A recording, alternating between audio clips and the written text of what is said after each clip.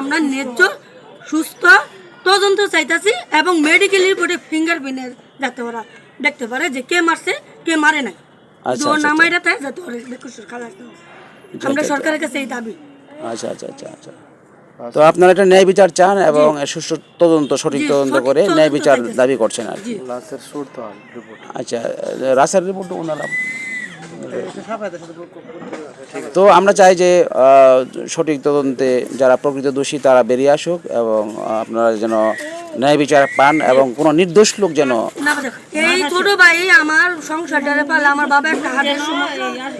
আপনারা তদন্ত করে দেন আমার ভাইকে ওর সাথে খারাপ ব্যবহার করে কিনা বা কিনা মাদবে আসক্ত আছে কিনা জড়িত আছে কিনা মানুষ একটা কিছু তো থাকে।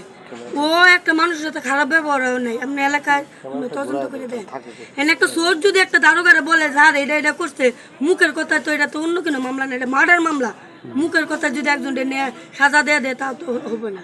এটা তদন্ত করা আমাদেরকে অনেক হুমকিও দিছে যে আমাদের হুমকি বাড়াবাড়ি করলে আমাদের মাদক মামলায় ঢুকাই দিবে। আর কি অ্যারেস্ট কারা পুলিশ বলছে। জি পুলিশ সোর্সেরা বলছে সোর্সেরা বলছে। আমাদের প্রত্যেক দিন মনে করেন এরকম হুমকি ধমকি আমরা এই মামলাতে যাতে বেশি দূর না যাই জি জি জি। এরকম ভাবে আমাদের হুমকি এলাকা ধমকি ছাড়া দিচ্ছে। পর্যন্ত হুমকি দিছে। এই আমরা দুই বোনই একটু এই মামলা টামলার বিষয়ে বুঝে আমার বাপ মা একটু জ্ঞান শক্তি কম তারা এসব বিষয়ে আসতে পারে না। আপনারা ন্যায় বিচার দাবি করছেন, ন্যায় সঠিক বিচার দাবি তদন্ত এবং ন্যায় বিচার। জি, আপনাদের অনেক ধন্যবাদ।